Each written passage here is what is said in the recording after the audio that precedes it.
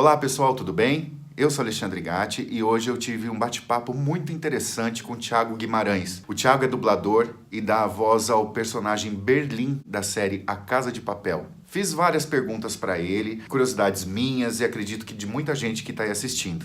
Tá bom? Então fica ligadinho aí. Volto já.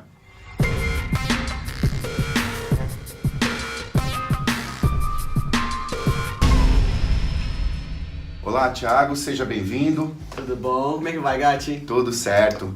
Olha só que honra ter aqui para estrear esse bate-papo aqui no canal. Thiago Guimarães, que é ator, dublador, diretor de dublagem, cantor e ministra aulas de dublagem e de canto aqui na Brap Escola de Atores. Quis fazer esse vídeo aqui para vocês porque muita gente tem dúvida com relação à dublagem em si. Como é, qual é o processo, o que precisa para dublar, para ser um dublador. Então ninguém melhor que o Thiago para responder essas dúvidas. Thiago, como que você começou a fazer dublagem? Como que a dublagem apareceu na sua vida? Muito bom, então assim, eu comecei como ator mesmo, trabalhando com teatro infantil, teatro mambembe.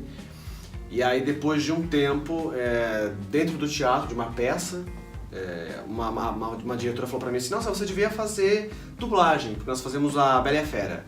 E eu fazia o Gaston na época, então eu tinha que mudar a voz e tal. Só que eu não tinha técnica, a técnica que eu tinha era muito limitada, mas mesmo assim, na época, eu fazia canto, né? Eu já estudava canto lírico, né? Que eu também tenho essa segunda formação, como você falou, do canto. E eu trabalhava isso com o Gaston, uma voz mais coberta, uma voz mais escura, né? Pra ficar aquela coisa meio galanzona, né? E aí depois eu fui procurar a dublagem. Nessa época, quando eu entrei, não tinha curso ainda, né? Tinha uma coisinha aqui, outra ali, de oficinas, mas não existia curso. E aí eu fui atrás de estudo de dublagem mesmo, pra ver onde eu podia, como é que fazia, né? Então eu fui fazer estágio em estúdio de dublagem. Então, como se definia esse estágio? Sentava, ficava olhando outro dublador fazer, eu só ficava olhando e nada mais. Só que aí, nesse estágio, quem me deu essa grande oportunidade foi uma das grandes dubladoras de São Paulo, uma lenda viva, né? A Nair Silva. E a Nair, ela me deu essa oportunidade. Então, não só no estágio, olhando de uma forma passiva, né? Mas ela também me chamava para trabalhar, para me colocar em algumas pontas, me colocava para fazer personagens um pouquinho maiores de vez em quando. E fiquei nisso por uns 9 meses. Todos os dias eu ia lá. E aí depois eu continuei fazendo nisso, nesse meio tempo, continuava fazendo teatro. E aí eu entrei pro mercado de vez mesmo, mas não estava muito contente com os meus resultados. E aí começaram a surgir uns bons cursos. E aí eu fui atrás de um curso, fiz, e aí despontei, comecei a fazer várias coisas bacanas. Qual foi o primeiro personagem que você dublou, você lembra? Lembro. O primeiro personagem que eu dublei, que teve um certo destaque, que teve fala, que tinha uma fala, que foi pra mim um pequeno desafio. O primeiro desafio foi no filme Pulp Fiction, que era uma sátira ao Pulp Fiction, do John Travolta e tal. E era o Homem de Boné Verde. Era simples assim, né?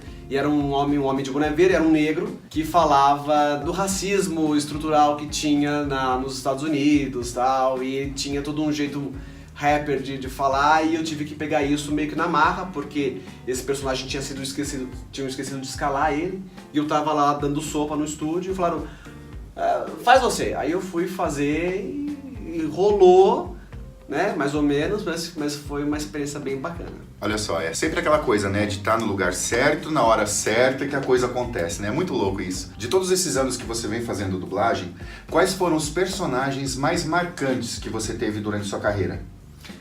Olha, tiveram vários, né? O meu primeiro personagem mais marcante, que me abriu portas mesmo, que eu fiz um teste pra ele, foi numa novela da Nickelodeon, chamava Sonha Comigo. Eu fazia um personagem cômico, era o Roaco. Foi meu primeiro personagem, né? Assim, de teste que eu passei e tal, peguei.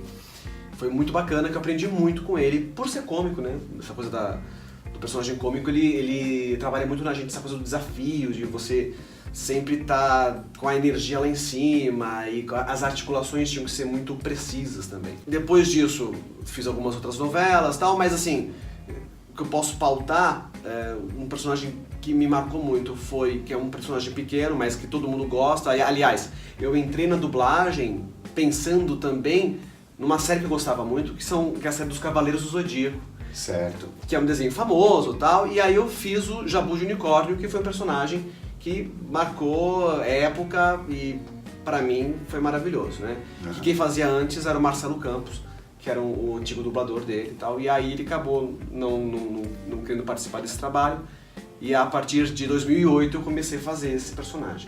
Aí depois veio outros trabalhos, outros filmes, fiz um personagem protagonista na minha primeira série, que estava na TV por assinatura, que é o Pure Genius, o nome da série, e o personagem é o James Bell.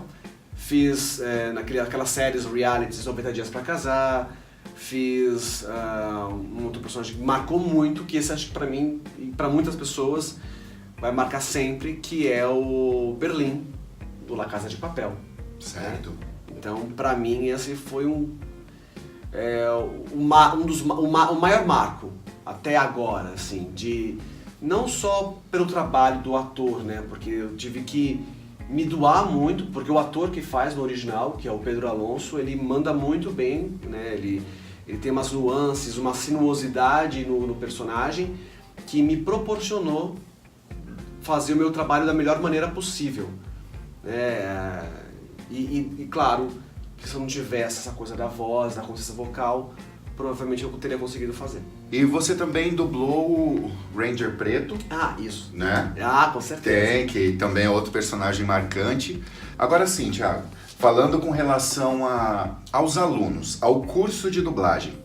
Por exemplo, tem pessoas que, eu falo pela questão do que eu vejo aqui na escola, que tem muita gente que procura o curso de dublagem porque fala, eu sempre imitei fulano, ou então eu sempre brinquei com a minha voz, eu tenho uma facilidade com isso, com aquilo. O que uma pessoa pode esperar de um curso de dublagem, por exemplo? Interessante. Porque o que acontece é o seguinte, já houveram casos, né? Eu acho muito legal, né? Porque o aluno ele vem sem bagagem nenhuma muitas vezes, não é nem ator, né? E ele vem procurando um curso de dublagem. Aí ele se depara logo com o primeiro degrau, que é fazer o curso de teatro. Certo. Que é essencial para fazer dublagem, porque se eu não sei como que funciona a concepção do personagem, como que funciona o DNA da personagem, tudo isso, eu não sei fazer um apanhado, né, uma gênese, né? Sim. Eu não vou conseguir fazer isso na dublagem. E na dublagem é muito mais rápido, funciona de uma forma muito mais rápida, né? Tudo muito mais compacto, né? Papum ali. Mas, voltando, eu me alonguei um pouco, mas voltando. Não tem problema, tudo, né? Tudo é bacana saber, né? Pois é. Mas assim, tem muita gente que chega sem bagagem nenhuma e aí vem e me mostra, olha só, Thiago, eu fiz um vídeo tal no aplicativo tal, olha só, é a minha dublagem. Eu falo, nossa, que bacana. Como é que você fez isso? Não, eu ouvi o cara que fez o que fez, a dublagem, e dublei em cima. Eu falei, então, mas aí que tá, eu quero que você me mostre, pegue uma cena que você não conheça, com o ator original, falando no idioma original, seja ele inglês, japonês, espanhol, não importa, e você faça uma concepção desse personagem com a sua voz. Esse é o trabalho do dublador. Olha só. Agora eu não posso pegar, né, assistir uma cena já pronta, que eu já assisti, sei lá, o Aladdin, né? Certo. Do desenho. Todo mundo já conhece, já viu 1000 vezes, então meio que decorou aquela cena. Então aquilo já tá fácil, né? Eu só tenho que imitar. E que as pessoas se enganam. E muita gente às vezes se depara com isso e leva um choque. Que não é imitar, né? É um trabalho de ator, né? É mais uma extensão, é mais um braço do ator. Olha só, que coisa interessante, porque eu tinha essa visão também. Eu cheguei a fazer algumas aulas, inclusive com o Thiago mesmo, e pra mim foi muito rápido. Por exemplo, porque você tem que ler, ouvir. Na verdade, você tem que ouvir primeiro, né? Pra entender o tom daquele personagem. Exato. Aí depois você vai ver a cena, ver o que ele faz, tem que pegar o tempo dele, o que ele tá fazendo, qual é a intenção dele, depois ler, falar e acompanhar a imagem. Então, é um trabalho muito louco, assim, né? Exige muito disso. Exige. Então, por isso que tem essa questão da formação profissional, porque como ator, eu sou ator, eu sou inclusive professor de teatro também, acredito que vocês saibam disso. Então, por exemplo, o que dentro do curso, o que o aluno aprende? Até essa velocidade de raciocínio. Então, levantei essa questão para ele, por quê? Muita gente pergunta, mas o que eu preciso para ser dublador? E muitas vezes não entende o porquê de ter uma formação artística de ator, né? Ator ou atriz. Então, o curso de teatro, somente o curso de teatro que vai dar isso para quem quer dublar, né? Que é essa velocidade mesmo. E uma coisa interessante que eu não sabia também, essa questão da imitação, né? Eu não sabia, por exemplo, é uma novidade para mim, que é interessante. Porque realmente, se a gente assistir um filme, a gente tem a tendência a imitar aquela cena. A imitar aquela cena. E o que é interessante pautar nisso, por exemplo, o Berlim, né? Sim. Todo mundo gosta e tal. Qual que é o idioma original dele? É o espanhol. O espanhol da Espanha. Então, ele sibila muito, né? A língua sibila muito e o cantar, a musicalidade do espanhol é diferente da nossa musicalidade do português. Certo. Né? E ele tem uma... Eu trabalho muito essa questão com os alunos das ressonâncias vocais e como você encaixa isso. Né? Como você... Por exemplo, a minha voz falada agora normal, ela é leve e aguda. O Berlim original, ele tem uma voz mais... nós chamamos de vocal fry, que ele tem uma coisa aqui, que ele fala aqui, só que é mais metalizada. Agora, se eu faço isso na dublagem, em português, vai ficar fake. Então, o que eu preciso fazer? Eu preciso cobrir um pouco essa voz. Então, aí eu vou jogar a voz mais pra cá. E aliado com isso, eu vou ter o microfone, fazendo uma captação mais alta, e eu vou estar me ouvindo, ter um retorno, né, da minha própria voz, e vou co-criar com o ator. Né? Então, já foi criado aquele personagem, eu não vou criar, não tem muito mais o que fazer, mas eu vou co-criar, eu vou fazer o personagem falar em português. Então, além dessa coisa do ator, eu tenho que trabalhar essa voz. E eu não posso cansar, não posso me machucar. Ela tem que ter toda uma técnica trabalhada também, voltada para isso. Certo. E eu vou te pedir uma coisa que eu acredito que muita gente deve pedir para você dentro do curso ou na vida por aí, né? Fala alguma coisa do Berlim, como Berlim. Berlim? Ele falaria assim, Nairobi, você está aqui nessa ratoeira por quê? Para ganhar 1 milhão. Lembre-se de uma coisa, quem manda aqui sou eu. Nós somos a resistência. Sensacional, sensacional. E por exemplo, Ti, nas redes sociais hoje existe muito mais interesse em conhecer a voz por trás dos personagens. E com essa propagação das redes sociais mesmo, então você tem o Instagram, você tem o Facebook de repente, então você tem um acesso, você consegue enviar uma mensagem para um dublador. É um acesso mais fácil, né, com essa modernidade. Isso procede? Procede, super. Eu, na época da Casa de Papel, assim, vai voltar agora, né, mais uma parte. Sim. Mas na época que estava estourando a Casa de Papel, muitas pessoas vieram me procurar. Muitas pelo Instagram. Agora, o Facebook eles têm que aceitar a pessoa e tal. No Instagram é uma coisa mais aberta, né? Certo. A pessoa vai te procurar. E como nós somos atores, a gente tem que deixar o nosso Instagram aberto para as pessoas poderem ver o que nós estamos fazendo. Sim. Até por uma questão de marketing e tal. E nisso, muitos fãs vêm atrás pra falar, nossa, eu gosto muito do seu trabalho. Desde isso, né? Desde que eu gosto muito do seu trabalho até, puxa, grava um áudio pra mim, porque eu sou da 4ª série B, do colégio tal, do Amapá, e aí, assim, você grava, você faz tal. Mas, assim, às vezes você não dá conta, porque são milhares de mensagens, né? Pelo menos umas 50 por dia, naquela época. Poxa. Então, chegou um momento que ficou demais, assim, né, do esperado. Mas é um carinho muito legal e você tem que saber lidar com isso, aprender a lidar com isso, né. Mas realmente a rede social, o Instagram, no caso, né, acho que até mais do que o Facebook, ele trouxe isso pra gente, essa proximidade com o fã. Hoje em dia ele manda áudio pra você, né, ele não escreve mais. O áudio aproxima muito mais, aí as pessoas falam, nossa, ele me respondeu. Que legal. Não, isso é muito bom, né? Bom, é reconhecimento, né? Reconhecimento, isso é muito bacana. Então, ainda dentro da questão dos alunos, por exemplo, aqui na escola a gente tem Eu falo a gente aqui porque somos todos aqui, né? Uma família. Sim. Então, por exemplo, tem um curso de 4 meses, que é um curso de introdução, né? Isso. E tem um de 10 meses, que é um trabalho mais aprofundado. Mesmo que você trabalha por módulos, né? Sim, e o de 4 meses é para quem geralmente não é ator, né? Porque é a pessoa mais curiosa, quer ver como é que funciona e tal, então é uma coisa mais en passant, né? Mas eu sigo um caminho do mais simples para o mais desafiante. Então eu sempre começo pelo desenho, bem infantil, até chegar no reality. Isso nos 2 cursos, no de 4 e nos de 10 meses. O reality é aquele reality show, tipo Discovery Channel, né? Que vocês não são atores, são pessoas falando na vida real, que gaguejam e tal. Esse é pra mim, dentro do mundo da dublagem, é o mais difícil, né? O mais desafiante. E no curso de 10 meses, sim, aí já é indicado que sejam atores, né?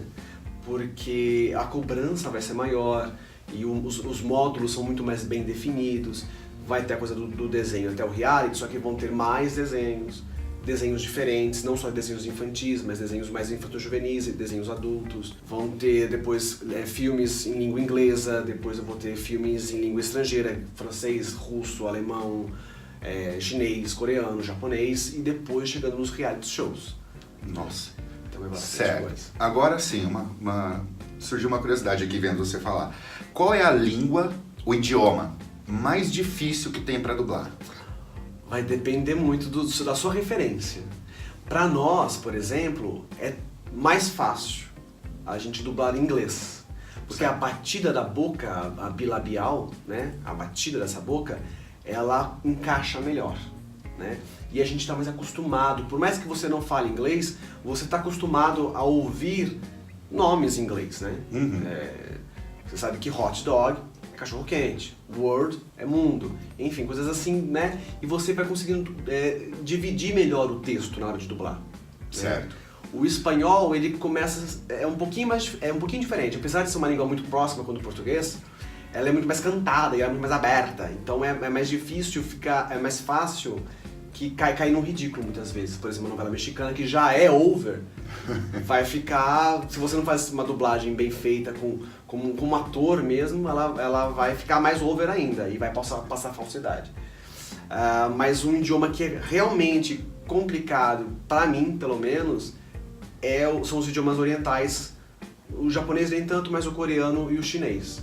Porque você não sabe onde eles estão respirando, aliás, você sabe onde eles estão respirando, mas você não sabe onde são as pausas, porque você não tem referência. O russo ainda você até tem referência. Algumas palavras você ainda lembra um pouco alguma outra coisa que tem a ver aqui com o Ocidente, mas o Oriente você não tem nada de referência. Então aí você se perde totalmente e você tem que ir meio que pela máscara muitas vezes do personagem para ver o que ele tá te falando. Nossa. Pra quem sabe, né? Então, por exemplo, assim, muita gente acaba fazendo a inscrição, por exemplo, liga pra solicitar informações. Aí não sabe que tem que ser ator formado pra dublar profissionalmente falando. De repente a pessoa fala assim, eu quero fazer porque eu gosto e tal. Só que acaba se encantando por esse universo. Sim. E aí muitos acabam fazendo o curso de teatro. Só que rola aquelas questões de, mas por que eu tenho que fazer teatro pra fazer a dublagem? Então, é só para esclarecer, por isso que eu fiz essas perguntas pro Thiago, porque é para esclarecer o porquê disso, para que as pessoas entendam a necessidade de ter essa técnica mesmo e ter essa velocidade de raciocínio, de percepção, de observação e depois criação também. E tudo isso vem do teatro, né? Tudo isso vem do teatro. Porque a dublagem é um treinamento, né? Você tem uma técnica específica e treina para aquilo. É uma especialização do ator, certo. Né? Assim como o cantor, você vai ter diversos, vai ter o cantor lírico, vai ter o cantor de musical, você vai ter o cantor de MPB, o cantor de jazz, de rock, que você vai trabalhar técnicas diferentes, ressonâncias diferentes. O ator também, vai ter o clown, vai ter o dublador, vai ter o ator da comédia dell'arte, o ator de teatro visceral, o ator de teatro musical. Então, tudo no final vai cair para interpretação. Certo. Mas cada um vai ter sua técnica, a sua vivência, né? Certo, olha que bacana. E também tem a questão do canto, né? Sim. Você está ministrando aulas de canto também. E esse canto, qual é o segmento dele? Você faz, por exemplo, assim, como você tem essa questão da dublagem, como que você direciona esse canto? Ele é um canto que a pessoa vai pegar o microfone e vai cantar? Ou ele vai poder aplicar o que você ensina dentro da dublagem também? Perfeito. Ou existe uma diferença de segmentos, por exemplo? O cantor de música é uma coisa, o cantor de dublagem é outra. Perfeito. Na verdade, assim, eu tenho a minha formação, além de ator, eu também sou cantor músico. Né? Então eu fiz a faculdade de música com habilitação em canto e arte e educação. Então, o cantor por si só, ele tem que ser músico. Ponto. Então, o que eu faço aqui com o pessoal, eu ensino uma técnica que é o belting contemporâneo. É uma técnica que foi desenvolvida pelo maestro Marconi Araújo, e eu me capacitei com ele e tudo. E assim, essa técnica, ela pode te ajudar a cantar qualquer coisa. Esse é o objetivo dela. Então, como assim qualquer coisa? Porque você vai trabalhar com as suas ressonâncias vocais. Tudo que tem dentro da sua cavidade oral, da sua cavidade nasal, efeitos acima da sua laringe, né? Que é onde mora a nossa voz, né? Através das pregas vocais que vai sair a nossa fonação. Então, o teatro musical, o belting contemporâneo, é uma técnica desenvolvida a princípio para o teatro musical, mas dentro do teatro musical você vai ter diversos espetáculos. Você vai ter espetáculos de rock, você vai ter espetáculos de belting, você vai ter espetáculos de jazz, enfim. E você tem que lidar com isso, de rhythm and blues, por exemplo. E você tem que saber como aplicar isso em cada um deles, né? Vai ter aqueles musicais dos anos 40, por exemplo, que são musicais mais elegantes. Como que eu vou colocar a minha voz assim? E dentro disso, dentro das aulas, eu aplico essa técnica através de diversos exercícios para eu atingir essas ressonâncias e fortalecer o quê? A musculatura. Aí você perguntou, mas isso daí faz link, por exemplo, com a dublagem, não é? Sim, correto. Faz, porque a partir do momento que quando a gente vai dublar, me perguntam isso, por que você não dá um curso de canto para dublagem? Olha, porque quando você canta, se você já é cantor, você já canta e já entende todos esses mecanismos, como funciona tudo, e você ouve a música, você não tem problemas de afinação, você vai cantar em cima de um instrumento, né? de um instrumental. Então, vou cantar o novo filme do Aladdin, vou fazer o Aladdin, por exemplo, não é o caso, mas eu vou fazer o filme do Aladdin. Então, eu só vou cantar em cima de um instrumental. E aí, o sync, né, da boca, que muitas vezes, que na verdade é um dos fundamentos da dublagem, você tem que sincar a boca também, muitas vezes não é tão visto em primeiro plano, né? Porque o que eu vou ter que marcar ali? Vou ter que marcar ali o ritmo da música. O ritmo da música que vai importar, né? Então pode ser que algumas músicas de musical de desenho, por exemplo, em dublagem, vai ficar fora a batida da boca, mas vai estar no ritmo. Então eu posso nem estar vendo desenho, mas eu vou estar ouvindo a música e vou estar cantando a música. Certo. O que vai valer é a música. Então se eu sei cantar, eu não sei dublar, por exemplo, que antigamente era isso. Quando você ia cantar, dublar um desenho da Disney, tipo Mulan, Aladdin, Hércules, eles chamavam atores para fazer os personagens protagonistas e cantores para fazer as canções. Hoje em dia não, já mudou bastante. Hoje em dia os atores são cantores, né? Os atores que vão dublar os personagens, a princípio, devem ser cantores. Então, se você é cantor, você consegue fazer, mesmo que você não seja dublador. Agora, se você é dublador e cantor, aí sim é uma maravilha. Já é uma mão na roda, né? Sim. Bom, Thiago, e com relação a, por exemplo, assim, você chega no estúdio, vão te chamar para fazer um personagem X. Aí chega lá, você vai receber somente o roteiro. É um roteiro. É um roteiro. Na verdade, ele é um texto pronto, né? Certo. Você já vê todas as falas ali, igual no teatro. Certo. Só que a diferença é que ali você vai estar separado por anéis. A cada 20 segundos de cena, você tem um anel. Certo. E, por exemplo, você recebe somente aquele papel, aquele pedaço, aliás, aquele anel que você vai dublar, ou anéis, e você não conhece o conteúdo todo, certo? Vocês não leem. Não dá tempo. Então você só recebe aquele pedaço. O que a gente tem, na verdade, é o texto inteiro. Nós temos ali à nossa disposição o texto inteiro, né? Com todos os personagens nós estamos vendo ali. O que vai acontecer é o seguinte, o diretor, que vai estar lá comigo no estúdio, vai falar assim, olha, Thiago, eu preciso que agora você vá no anel 4. Não necessariamente eu vou estar em todos os anéis, 1, 2, 3, 4, 5, não. Posso estar no anel 4, no 5, no 10, no 25. Então vai depender. Então você fala, Thiago, eu quero que você vá no anel 4. Tá, no anel 4 eu tô ali, mas eu não sei o que aconteceu antes e não sei o que vai acontecer depois. O diretor pode me dar um geral da produção, Thiago, vai acontecer isso, o filme é sobre isso, tal, o seu personagem faz isso. Mas vai ter centenas de detalhes que eu não vou ver. Só vou ver quando tiver, sei lá, disponível no Netflix ou em algum lugar assim, né? Mas, a princípio, eu só vou ter noção, às vezes nem tanta noção, do que está acontecendo com o meu personagem. Às vezes eu tô falando uma fala e eu preciso falar, mas o que o outro personagem falou antes de mim? Ele falou tal coisa. Então a intenção dessa fala vai ser diferente, não pode ser a mesma essa intenção que eu estava pensando. Certo. E às vezes o que é muito bom que acontece é que o dublador que tá naquele personagem que tá batendo bola comigo, ele já foi gravado, né? Ele tá gravado. Aí eu falo, ele tá gravado, eu posso ouvir ele junto comigo? Porque aí eu consigo dar uma intenção aqui. Entendi. E aí rola um trabalho bem mais legal. Olha só que bacana. E com relação às séries, o que tem atualmente para o futuro com Thiago Guimarães na dublagem? Bom, temos uma série que eu faço na Discovery Channel, que é muito legal, que já está há alguns anos disponível para o pessoal assistir, que é o Febre do Ouro. Eu faço o Parker Schnobel, que é o minerador. É muito legal e dá muito trabalho para fazer. Tem mais uma série que vai sair, uma novela. É um remake, né, da Betty a Feia. Olha só. Nós estamos fazendo a Betty a Feia e eu faço o Ricardo, que é um dos personagens protagonistas, muito bacana. Olha só. É uma novela mexicana, né? Certo. Muito, muito bacana. Então tá chegando, logo vai estar disponível, não sei aonde ainda, mas vai estar disponível. E tem coisas a caminho aí também, que eu não posso entrar muito em detalhes, mas não posso falar. Tá. A gente entende como funciona isso. Depois que eu desligar o vídeo é óbvio que eu vou saber. Tô brincando.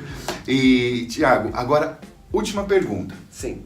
Por exemplo, a respeito de mercado de trabalho. Tá. Como está? Porque a gente está ouvindo que tá em expansão e tal. É isso? Está em expansão? Está em expansão. Está buscando novas vozes, que, por exemplo, assim, é muito comum a gente escutar pessoas que falam assim, mas minha voz é estranha, minha voz é esquisita, porque eu tenho dificuldade com isso, com aquilo.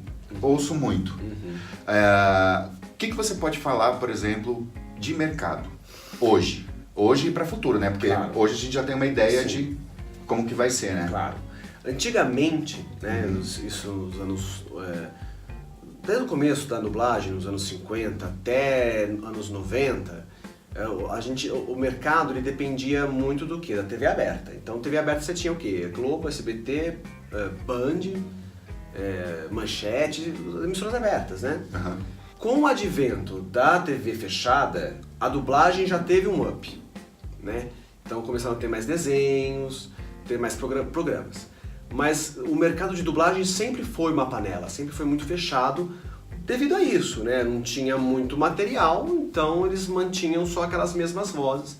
Por isso, muitas vezes, a nostalgia de uma voz, eu conheço a voz que acompanhou minha infância e coisa do tipo. Hoje em dia, existem muitas plataformas de streaming, né? Tipo Netflix, a própria Disney vai abrir agora dela, a Amazon Prime, que mais?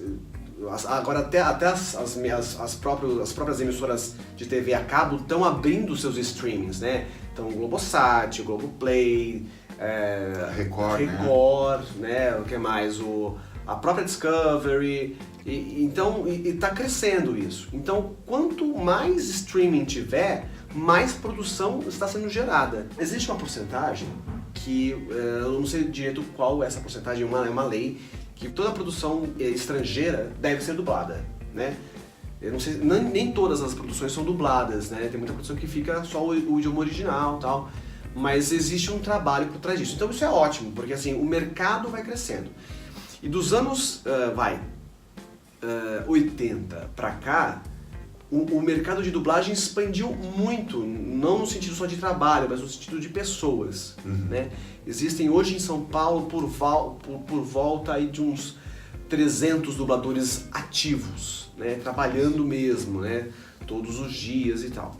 E esse número vem crescendo. Mas o mercado de dublagem, você não pode pensar, como um todo, né? Você não pode chegar a pensar, eu fiz o curso de dublagem, fiz o curso de teatro, ok, tá tudo garantido. Não é assim. Você tem que ser persistente, você tem que ir atrás, você tem que buscar isso. E se é isso que você quer, você tem que ir atrás. Como eu fui atrás, na época não tinha nem curso de teatro, então ir visitar um estúdio, conhecer como que funciona. No curso a gente dá todo esse know-how, né, para a pessoa entender como que funciona. Aí faz um teste, faz estágio, faz teste, toma cafezinho e volta, e liga, e manda e-mail. E é assim. A gente, no Brasil, nós não temos agentes, não temos agentes, né? Dessa cultura do agente que tem nos Estados Unidos, né? Certo. Nós somos os nossos próprios agentes, né? Então, funciona meio que por aí. E, assim, existe trabalho? Vai vir mais trabalho? Vai. Mas você tem que ir atrás, você tem que persistir. E aí você falou uma coisa... mas a minha voz, eu não gosto da minha voz, porque a minha voz, ela é de taquara rachada. Será? Será mesmo? Vamos ouvir sua voz? Aí você se grava, você se ouve. Porque pra alguém gostar da sua voz, você tem que gostar dela primeiro. Como é que eu vou gostar da minha voz se eu acho ela feia? Então eu vou fazer um trabalho em cima disso. Então o que eu vou fazer? Eu vou fazer um curso de dublagem para entender a minha voz, vou encaixar a minha voz através de um trabalho de ressonância, de ajustes vocais, de fortalecimento da musculatura. Não só isso, em paralelo a isso eu vou numa fonoaudióloga para ver o que realmente está acontecendo fisiologicamente. Então é um trabalho de bastidor que as pessoas não veem. As pessoas, nossa, mas a voz dele é bonita. Como assim a voz dele? O que é ser uma voz bonita, né? É aquele cara do comercial do Elantra, que o cara fala assim, com a voz, né? Impostada, né? Isso meio que vai caindo em desuso. As pessoas achavam que o dublador era aquele cara que tinha a voz grave. A voz de locutor. Né? A voz de locutor. E não é isso, né? Hoje em dia, muitos comerciais, né, estão quebrando. Então, é a voz do cara mais jovem, descolado, que fala assim, que fala com gíria e tal. E muitas vezes o próprio, sei lá... o próprio mercado de dublagem busca isso, né? Então, você vai ver desenho teen, vai ter novela, vai ter N coisas que precisam de vozes maduras, vozes de criança, vozes mais de adolescentes. Às vezes olham pra mim e falam, nossa, eu vou te escalar pra fazer um personagem, um rapaz de 18 anos. Mas eu posso fazer mais do que isso, né? Então, como? Plastificando a minha voz. Através de quê? De técnica, através de muito estudo. Olha só que interessante, porque é todo um trabalho que é feito, né? É muito maior do que as pessoas pensam, imaginam. As pessoas, eu me incluo também, porque, por exemplo, eu tô sabendo coisas agora que eu nem imaginava, nem passava pela minha cabeça. Eu vou deixar aqui embaixo no vídeo as informações para quem quiser procurar o curso com o Thiago aqui na Brapa, também o e-mail aqui de contato.